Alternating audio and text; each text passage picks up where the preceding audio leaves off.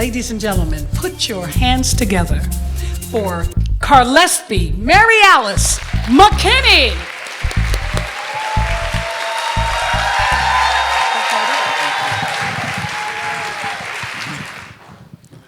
When I was 6, maybe 7, I was awakened by a woman's voice telling me to wake up. Carl, it's time to get up. And so when I opened my eyes, I was startled because the face of this woman was grotesque. Lips were swollen, nose swollen, eyes nearly swollen shut. She did not look like the dark-skinned, pretty woman that usually woke me up.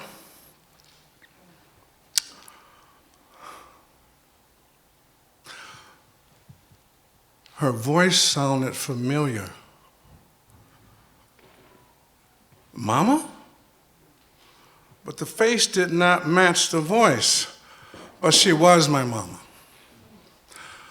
And what I thought was a nightmare that I had was really her nightmare, because in the midst of the night, early morning hours, her tormentor, her husband, had beaten and battered and broke her.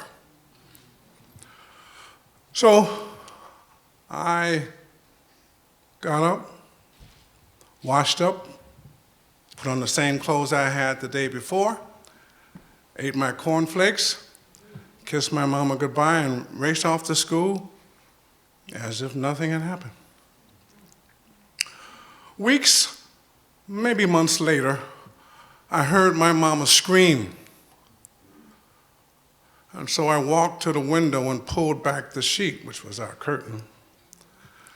And I saw my mama's tormentor beat her with a fist in one hand and a belt in the other, and he would hit her with the buckled end of the belt and then hit her with his fist, and then the buckled end of the belt and with his fist. Then he ripped off her dress, exposing her slip, and continued to beat her with the buckled end of the belt and his fist. And all of this took place in the middle of the day, in the middle of the street. But I stood there watching with all the emotions of a mannequin. For 5 years or more, this continued. I could often hear the brutality in the next room, and then when my mother emerged, I could see the bruises on her face and arms and hands. But he didn't always come home beating to beat her.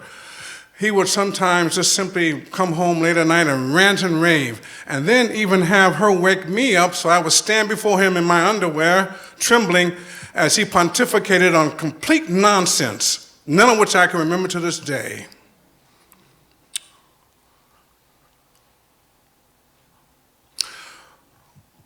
When I turned 11, we moved to California, and the brutality continued. But my mama did something that she thought about long and hard. She left him, and she left us with him, 7 kids. Now, I was the oldest. I had a different father, but my 6 siblings, he was their father. But my mama did not completely abandon us at all. In fact, every day when I walked to school, she'd meet me halfway and we'd walk to school. She'd walk me to school. And when my siblings and I would play in the backyard, she would stand off at a very safe distance and watch us for as long as we were in that backyard. And we wanted to run and hug her, but we knew intuitively that would not be a safe thing to do for her. Then, in March of one year, my mama took a drastic step, and because she was living with her mother at the time, And one day, her tormentor took me and said, we're going to go look for my mother. And he suspected she was visiting down the street at a neighbor's. So I walked to the door, and we both walked to the door, and Mama was in the house with her mother and some friends watching television. And the door was open, but there was a screen door that was between her and us on the porch. And it was then that he begged her, pleaded with her, to step onto the porch so they could talk, only talk in private. I said, please, I just want to talk. His voice was gentle, it was soft. It was only the second time I've ever heard him speak that way. It was as if he was a desperate beggar. And my mother continued to say no, but then she relented. In fact, I thought he was going to get on his knees at one point. And so she stepped out onto the porch, and I stood between them, but off to the side a little bit. But I could reach out and touch them both. And so when she stepped out onto the porch, he didn't say a word. He pulled out a gun and began to shoot her point blank. Shot after shot. Pop, pop, pop, pop. I ran, but just a few feet, and I stopped in mid-stride and began to walk as if nothing had just happened. There was no grimacing on my face, no sadness. I did not shed a single tear. And it was not that I didn't want to cry or was trying not to. I simply didn't. Because, ladies and gentlemen, I was lost. I didn't even know I was lost. I thought I knew where I was, but I was lost.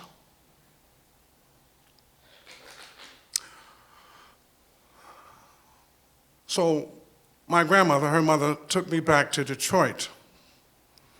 And again, there was no evidence of any trauma that you could see.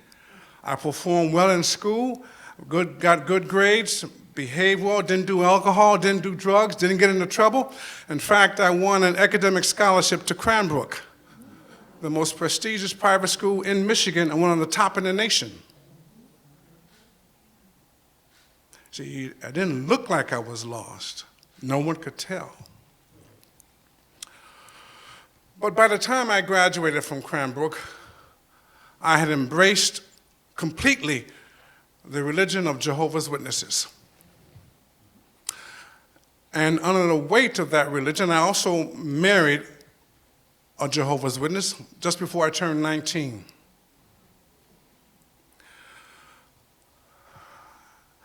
And while under the weight of that religion, I became both a fanatic and a hypocrite. See, I was preaching what I did not believe. I did not believe that Jehovah's Witnesses were the only true religion on the planet. And I did not believe any longer that Armageddon was going to come and kill all the wicked people and only the righteous would be left on a paradise earth. And under the weight of that religion, still lost, I stayed married to a woman who was cold, controlling, and caustic. In fact, I didn't even argue because I thought in my own twisted way that arguing made me like my mama's tormentor, and I don't want to be anything like him at all.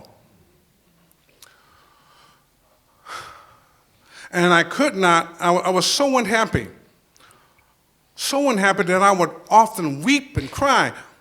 Driving home from work, a grown man crying because he had to go live with her.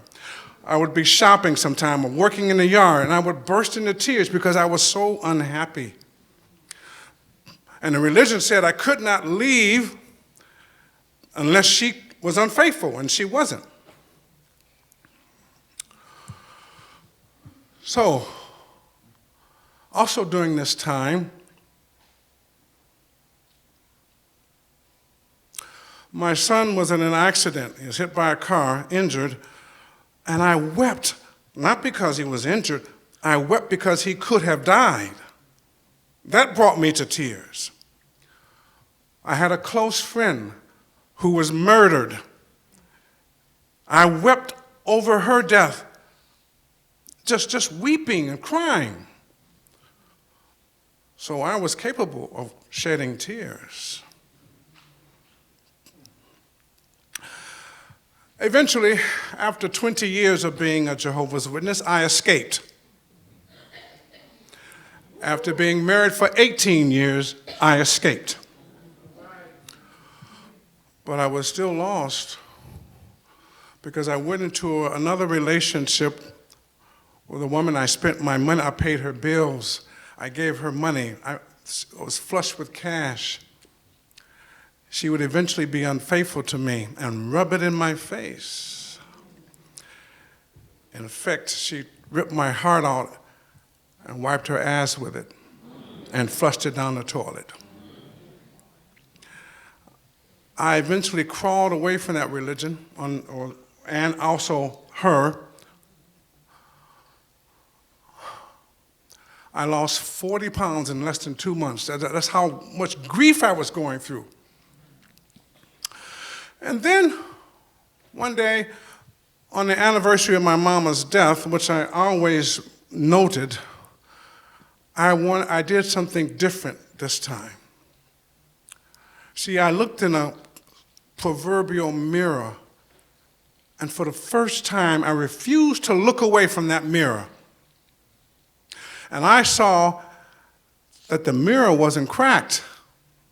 I was fractured.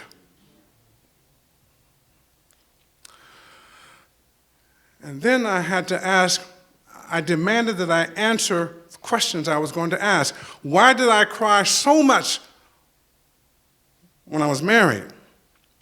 Why did I cry in the next relationship I had? I cried often, weeping. Why did I cry when my son was hit by a car? Why did I weep and sob when my friend was murdered? Truly, I was capable of crying. And then there was an epiphany. I realized why I did not shed a tear for the first person to ever love me and the first person I ever loved. And that is because her tormentor had cut me in so many ways. I was bleeding and did not know it. And that was a great awakening. All the tears I should have shed for my mama, I shed that day and for months after. It was as if she died that day rather than 30 years earlier. I was 43 at the time. So, I was on my path to being found.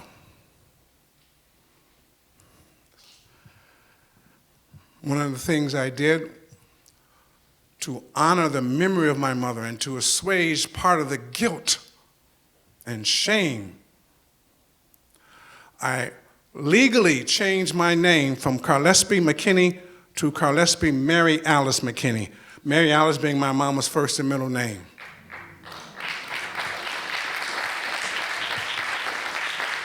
And that is how I sign my name. I don't care what it is I'm signing. I will honor her memory by signing accordingly. But I didn't stop there. I re-examined every single major belief I had about religion, about society, about politics, government, human relations, and I would spit and stomp on those ideas, kick them and knock them down. And if the ideas stood back up, I embraced them. If they stayed down, I rejected those ideas. Then, to further demonstrate my path on the path of being found, I want to tell you about three incidents. After this time, I was dating a woman who bought me a very nice shirt, And we were going to go on a date, and she was going to come by and pick me up. So I'm walking to the car, and I don't have the shirt on. And she says, "Why aren't you wearing the shirt that I bought?" I said, "Well, they don't match the slacks I had on." "I want you to wear that shirt. I spent a lot of money on that shirt." I said, "Just wait a moment."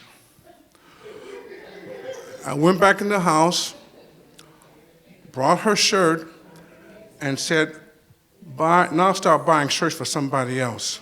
And I turned back into the house and walked. I refused to be controlled. I went through that with my wife, my first wife. Never again. Another incident occurred when I was lying in bed with another woman.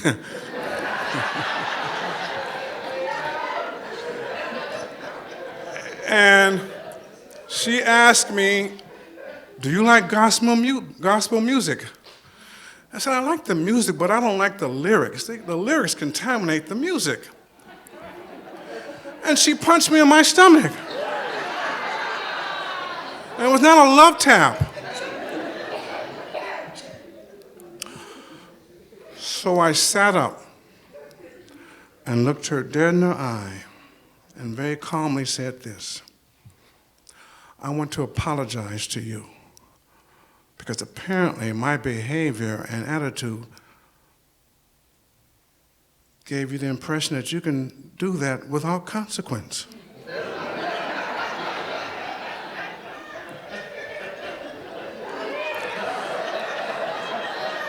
I said, "What you just did is very dangerous.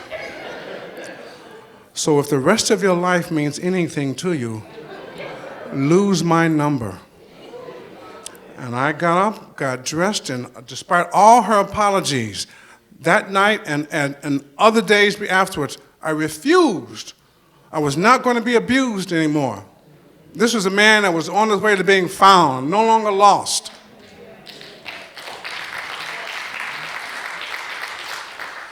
But sometimes you can go too far. I had a friend she only wore men's clothing, and she wore them better than I could. And we would watch, television movies together. One time we were watching movies, and the TV movies, the cops come in at the right time to save the day, just before the bomb goes off or something. And so my eyes welled up, tears of kind of joy. And she looked at me, said, "You crying? You big-ass motherfucker, you crying? Over a movie?"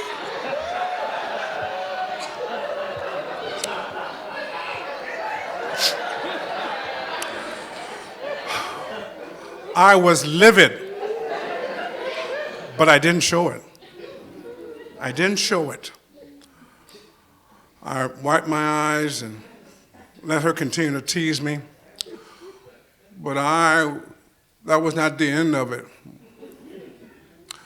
So she wanted to borrow $50 so her electricity wouldn't be cut off. And now normally, she borrowed money from me often and always paid it back on time, without fail. But this time, being passive-aggressive, I said, "I just loaned my sister $100. I'll see what I can do." And I wasn't going to do anything. And her electricity was cut off for a few weeks. But later I thought about it, and I felt ashamed. I had gone too far. She did not deserve that. She did not deserve that abandonment at all. So I learned that lesson. So now, I'm proud to say that my wife and I, my second wife, we just celebrated our 10-year anniversary in Toronto.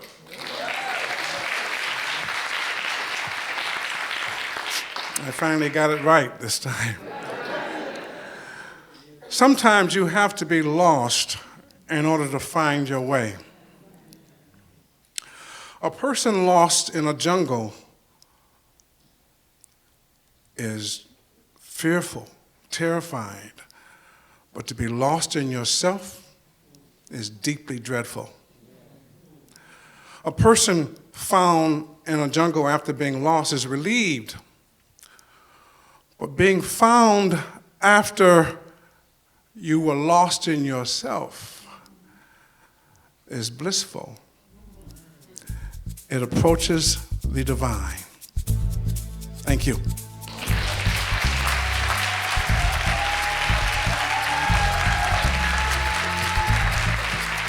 Carlespie McKinney.